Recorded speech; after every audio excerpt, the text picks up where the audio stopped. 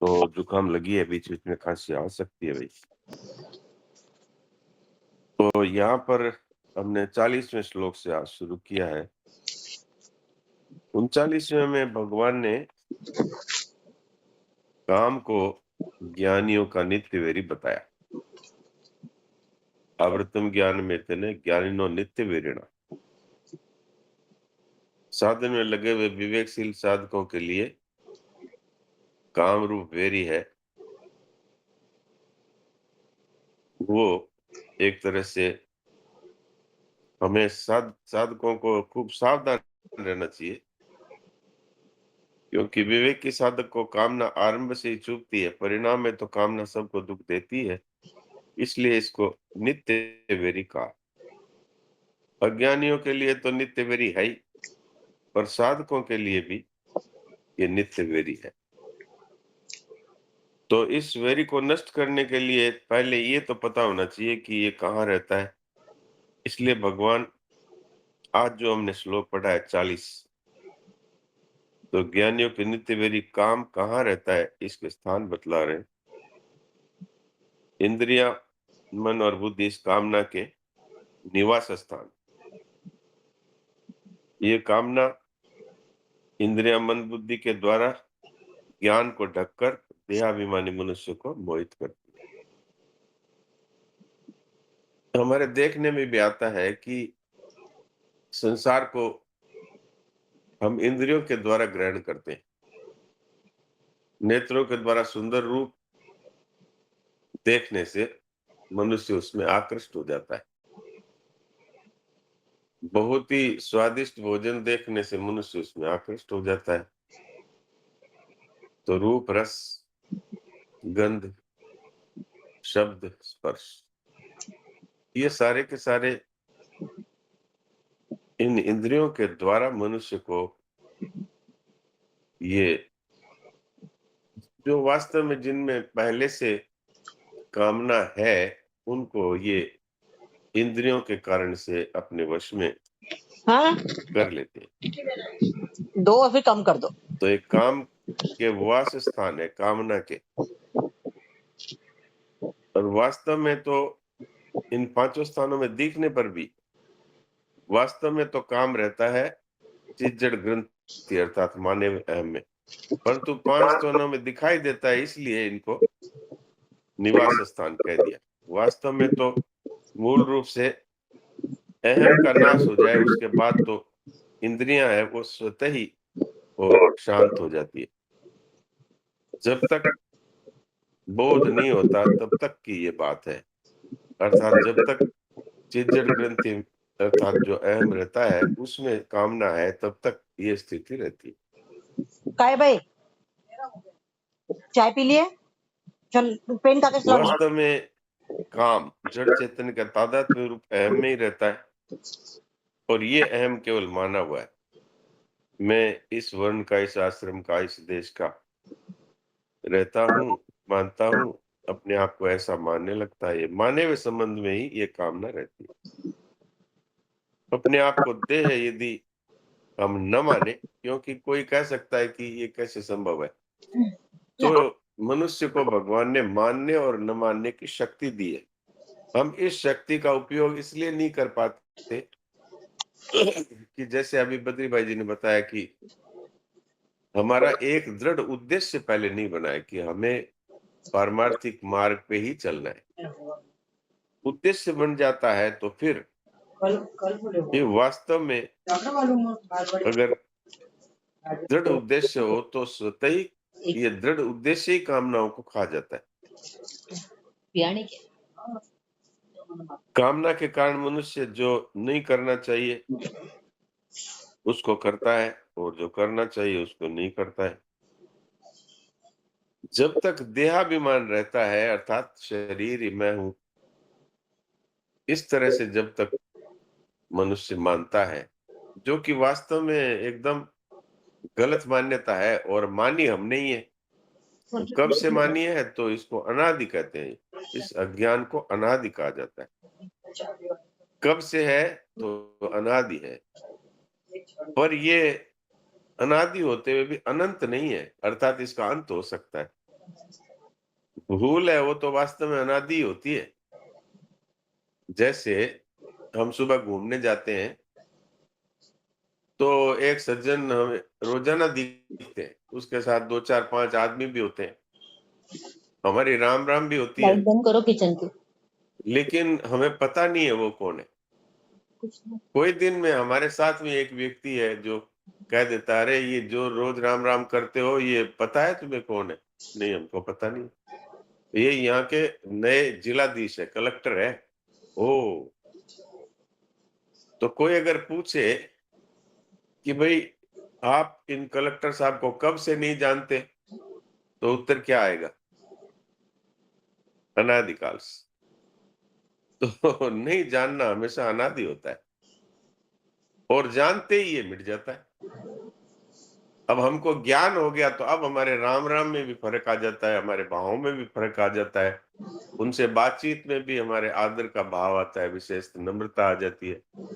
तो ये क्या है, ज्ञान होते ही मनुष्य का हाव भाव, जीवन पूरा बदल जाता है। तो इसलिए कोई कहता है कि अज्ञान अनादि कैसे है, तो इसका ये उत्तर है कि अज्ञान हमेशा ही अनादि होता है, लेकिन अनंत नहीं होता। ज्ञान होने के साथ ही अज्ञान का नाश हो जाता है। अब भगवान इसी श्लोक में कहते हैं, एतैर्विमोह्यते से ज्ञानमावृत्ति देहिनम। कामना है, इसके कारण से मनुष्य मोहित हो जाता है और उसका ज्ञान है वो ढक जाता है। तो ये ढक जाता है लेकिन कभी नष्ट नहीं होता। कामना उत्पन्न होने पर मनुष्य पहले तो भोग भोगने की इच्छा करता है इंद्रियों से। भोग पदार्थ कामना करने से मिल जाए ये आवश्यक नहीं, मिल जाए तो टिकते नहीं। फिर इनको प्राप्त करने के लिए तरह तरह की नई कामनाएं होती है। मिल जाए तो उससे अधिक मिलने की कामना होती है। इस प्रकार इनका कभी अंत नहीं होता और ये मनुष्य देहाभिमानी के ज्ञान को ढक करके पतन में डाल देता है। इसके लिए वो दूसरे अध्याय का 62-63 श्लोक आपने कई बार सुनाई है। कामना से क्या क्या होता है? देखो इधर त्याह तो विषयान पुंसा संगस्ते शुभ जायते संगा ले संजायते तो काम। कर बोले तो ये आप जानते ही हैं। वाह तात्पर्य ये है कि वास्तव में अगर मनुष्य सावधान रहे तो इससे छूट सकता है, और सावधानी तभी आएगी जब हमारा एक उद्देश्य बन जाता है।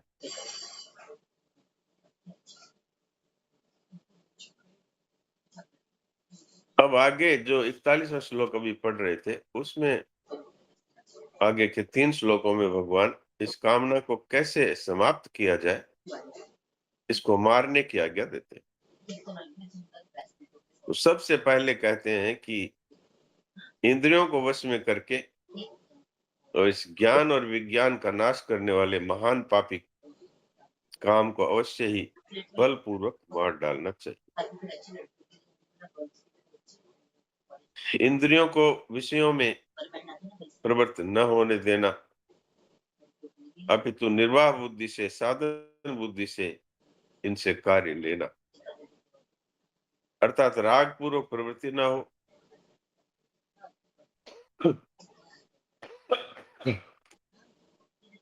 और देश द्वेष पूर्वक निवृत्ति न हो।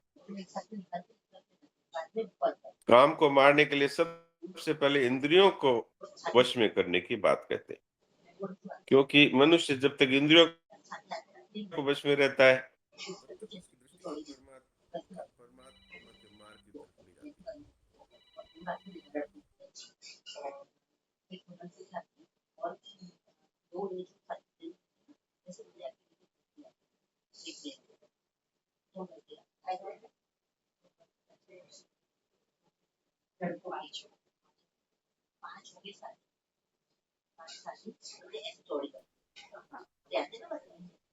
राम राम, आवाज नहीं आ रही। राम राम। राम राम। तो क्षमा फोन करिए, आ वो गया। एक फोन आ गया, अभी फोन आ गया, वापस जुड़ गया मैं। तो यहाँ पर भगवान ये बात कहते हैं कि सबसे पहले इंद्रियों को वश में करो। तो ये किसे कहते हैं कि जो साधक है, साधक वही है जिसका उद्देश्य बन जाता है। अभी वो चाहे सफल हो रहा है कि असफल हो रहा है, इस पर बात नहीं हो रही है। अभी तो वो इस पर बात हो रही है कि मनुष्य को भगवान ने ऐसा विवेक दिया है जिससे वो जानता तो है कि ये करना ठीक नहीं है, और फिर भी वो इंद्रियों के वश में होकर के और उसमें प्रवृत्त हो जाता है। तो यहाँ साधक के लिए ये बात कही गई है कि भाई अगर आप अपने आप को पहले साधक स्वीकार करें, इसका अर्थ यह है कि अब हमारा उद्देश्य है वो परमार्थिक मार्ग पर चलना है, तभी उसको साधक कहेंगे। और साधक का मूल कर्तव्य है सावधानी। सावधानी साधना है, ये बात हमने कई बार सुनी है। तो जो भगवान का दिया हुआ विवेक है, वो विवेक जागृत कब होता है? वो होता है सत्संग से। बिनु सत्संग विवेक न होई। तो हमें सत्संग, ये अभी जिसको सत चर्चा कह रहे हैं, ये सत चर्चा है, इसी से सत्य का संग होता है। इसलिए इस सत चर्चा में जो विशेषता से भाग लेता है, उसका विवेक जागृत होता है, और फिर उससे वो बार बार फिसल करके भी, और वो एक प्रकार से अपने आप को ये कहता है कि अरे तू साधक है और तेरी ये दशा है, और तू लोगों में बहुत अच्छा कहा जाता है, तेरे को लोग साधक मानते हैं, और तेरी ये दशा है। इस तरह से उसको सावधानी आती है। इस तरह से विवेक जागृत होने पर मनुष्य परिणाम पर दृष्टि रख करके सब कार्य करता है। तो अब यहाँ पर एक थोड़ी सी सूक्ष्म बात ये कही है कि ज्ञान क्या है और विज्ञान क्या है। ज्ञान विज्ञान नाशनम है ना। तो यहाँ पर जो ज्ञान कहा गया है वो है कर्तव्य, अकर्तव्य, सत और असत इत्यादि को अलग अलग जान लेना, ये ज्ञान है। अर्थात विवेक को ही यहाँ ज्ञान कहा गया। और विज्ञान का अर्थ है जिसको तत्व ज्ञान हो गया, अनुभव हो गया। तो हमारे लिए तो ये ज्ञान है, यही अभी समझने लायक है कि भाई कर्तव्य क्या है, अकर्तव्य क्या है। साधक ये करना चाहिए और ये नहीं करना चाहिए, इस पर उसकी दृष्टि रहना चाहिए। और नहीं समझ में आवे तो शास्त्र में जो कहा गया है उसी को प्रमाण मानना चाहिए। तस्मात् शास्त्रम प्रमाणन्ते कार्य अकार्य व्यवस्थितौ। क्या करना चाहिए, क्या नहीं करना चाहिए, इसमें शास्त्र ही प्रमाण है।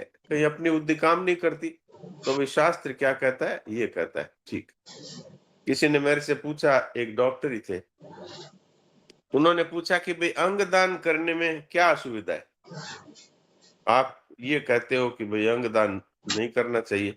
तो मैंने कहा भाई मैं तो बात कहता हूँ संतों की सुनी हुई। संतों ने शास्त्रों का अध्ययन किया है, उसमें ये कहा गया है कि मनुष्य को अंगदान नहीं करना चाहिए। तो इसमें अपनी बुद्धि लगावें तो ये होता है कि भाई अब हमारा शरीर तो शांत हो रहा है, तो अब क्या है कि हम अपने दादाजी के शरीर के अंगदान कर देते हैं। वो तो शरीर तो इनका जा ही रहा है, तो चलो किसी का काम आ जाए। लेकिन अब शास्त्र उसमें कहते हैं कि अंगदान नहीं करना चाहिए। तो इसमें अपनी बुद्धि, हमारी बुद्धि बहुत ज्यादा शास्त्रों से ज्यादा जानती है, ऐसा नहीं मानना चाहिए। शास्त्र में जो कहा है उसके अनुसार ही इसका पालन करना चाहिए, चाहे उसको हम प्रमाण के द्वारा उनको संतुष्ट न कर पाए। ये कह सकते हैं भाई शास्त्र में लिखा है, हमको तो इस विषय में इतना ही ज्ञान है। तो इसी तरह से हमको ये जो संतों की बातें हैं और जो अभी हम पढ़ रहे हैं अथवा सुन रहे हैं, इसके अनुसार हमें चलना। तो अब इसमें कोई विशेष बात पूछनी हो अथवा बात करनी हो तो उस पर बात करें। राम राम प्रणाम। पूरा ये जो हमने 253 पेज से जब ये पढ़ना शुरू किया काम के लिए, तो मेरे मन की चाही हो यही काम है, और जब काम पूरा नहीं होता तो क्रोध आता है, और पूरा हो जाता है तो लोभ होता है। तो ये 263 पेज जैसे है। डे टू 253। 263 253। अभी तो हम हाँ, 263 63 पढ़ रहे हैं, 263।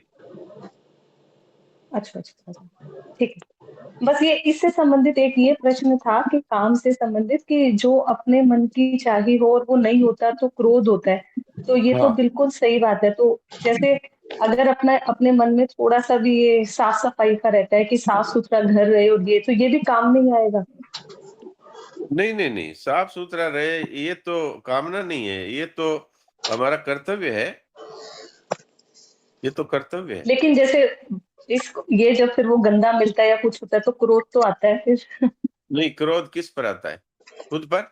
बच्चों पे, बच्चों पे। नहीं, बच्चों बच्चों पे क्रोध नहीं आना चाहिए। उनको हम शिक्षा की दृष्टि से कहें कि भई ये सफाई रखो, नहीं तो इससे गंदगी से कई तरह के रोग हो जाते हैं। तो इसलिए क्रोध नहीं आना, क्रोध से कोई फायदा नहीं है। क्रोध से हम भी जलते हैं, दूसरा वाला तो हँस करके भी टाल सकता है, लेकिन हमारे तो जलना पक्का है। लेकिन क्रोध से हाँ, कोई जैसे फायदा नहीं। पूजा जी? रूम भी बिल्कुल साफ सुथरा होना चाहिए, भगवान की मूर्तियां भी सही ढंग से रखना चाहिए। तो ये भी एक तरह की कामना है क्या? मैं ये पूछना चाह नहीं, रही ये थी, या कामना नहीं। ये कामना नहीं है, ये कर्तव्य है, हमारा कर्तव्य। अच्छा, ठीक है। हाँ, ये ठीक है, राम कामना राम। नहीं। वो अपने सुख की इच्छा से जो किया जाता है, भोग की इच्छा से जो किया जाता है, वो कामना है। ये तो हम भगवान के लिए कर रहे हैं, अथवा परिवार के लिए कर रहे हैं। भाई गंदगी रहेगी तो रोग फैलेगा, कई तरह के नुकसान होंगे, तो इसलिए कर्तव्य है सफाई रखना। इसी तरह शरीर की सफाई रखना जिस तरह कर्तव्य है, ऐसे ही है परिवार की और घर की सफाई रखना भी कर्तव्य है। जी। राम राम। राम राम। हाँ जी, और किसी का कोई प्रश्न?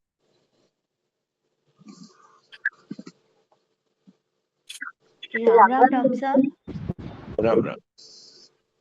हाँ जी, अभी आपने ये अंगदान के ऊपर बताया था, तो हाँ मैंने जी, कहीं हाँ। पढ़ा था कि हमें इसलिए मना किया जाता है क्योंकि कहा जाता है ये शरीर मेरा नहीं है, मुझे ईश्वर से मिला है, तो हमें कोई हाँ। हक नहीं है कि इसको दान करने का। पहले हम भगवत प्राप्ति कर लें, भगवान को प्राप्त कर लें, उसके बाद देखा जाएगा, पर उससे पहले हमारा कोई हक नहीं है। तो ये बात ठीक है? ये बिल्कुल ठीक है। मैंने इस बात को आगे कहा नहीं था। ये महाराज हाँ, जी ने ये बात बताई थी कि हाँ जी, अ, वयस्क को ही दान करने का अधिकार होता है। तो हमने कहा हाँ जी, वयस्क तो हम है ही 18 से ऊपर के हैं। तो कहा हाँ ऐसे जी, वयस्क नहीं, जिस कार्य के लिए ये शरीर मिला है, भगवान वो ने पर हमको दिया है, वो कार्य जो कर चुकता है, उसको अधिकार है, वो अपने शरीर को दान कर सकता है। जैसे हाँ जी, बालक शरीर दान नहीं कर सकता, पेरेंट्स कर सकते हैं, लेकिन पेरेंट्स का यहाँ तात्पर्य है जो ज्ञानी महापुरुष है। जैसे ज्ञान ददीची ने अपनी हड्डियां दे दी थी, हाँ जी, तो हाँ जी, उसमें भी ये बात कही गई कि उन्होंने जीते जी दी थी, मरने के बाद में नहीं कहा था इसमें से ले लो। तो अगर हाँ, भगवत प्राप्ति कर चुका है तो वो जीते जी भी दे सकता है, मरने के बाद भी दे सकता है। लेकिन हाँ जी, भगवत प्राप्ति नहीं की है तो वो बालक ही कहा जाएगा। तो बालक को अ, अधिकार नहीं है, वयस्क को ही अधिकार है। आपने ठीक सुना है बिल्कुल। जी। हाँ। राम राम जी, राम राम। राम राम। हाँ महाराज जी, राम राम।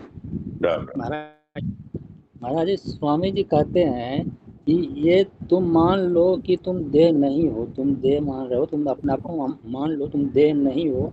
मैं हाँ, कहता हूँ तुम इस पर विश्वास करो, तुम्हें हाँ, अभी अनुभव नहीं हो रहा है तो समय पाकर अनुभव हो जाएगा। हाँ जी। लेकिन अपने तरफ से आर मत लगाओ कि मुझ में तो अभी ये कमी है, मेरा तो ये है, मेरा तो वो है। तो इसका थोड़ा सा स्पष्टीकरण करें महाराज जी। इसका तो अर्थ ये है कि वास्तव में तो ये है ज्ञान का विषय। वास्तव में तो ये ज्ञान का विषय है। हमारे सामने शरीर बदल गया कि नहीं? तो जी बदल महाराज गया का अर्थ है कि मर गया। मान जी। लीजिए कोई व्यक्ति की उम्र है 70 साल और वो 50 साल का हो गया, तो वो 50 साल मर गया कि नहीं, ये किसका अनुभव नहीं है बताइए? सबका अनुभव है महाराज जी, सबका। तो सबका अनुभव है जिसमें, उसमें किसी के कहने पर मानने की आवश्यकता पड़ती है क्या? नहीं महाराज। अच्छा, तो ये वास्तव में तो ज्ञान का विषय है। जो अपने ज्ञान का ही आदर नहीं करता, वो गुरु की बात का आदर कैसे करेगा? वो शास्त्र की बात का आदर कैसे करेगा? वो सुनी हुई बात का कैसे आदर करेगा? एक तो ये पहलू है। दूसरा जो आपने कहा, वो इसलिए महाराज जी कहते हैं कि भाई यदि आप अपने विवेक का आदर नहीं कर सकते, तो मेरे कहने से मान लो। ये संत विशेष कृपा करके कहते हैं।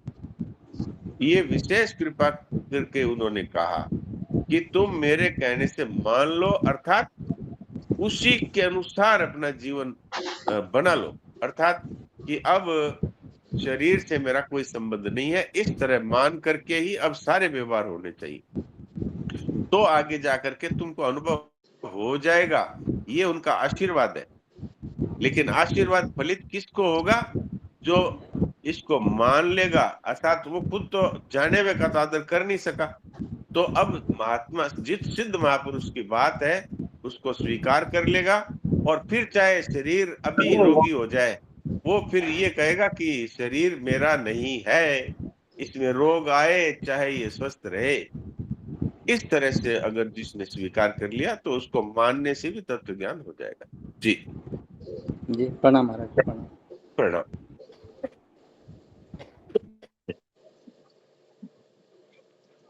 नारायण, और किसी को कोई बात पूछनी हो, कोई शंका हो तो पूछ ले, नहीं तो फिर भजन सुनते हैं।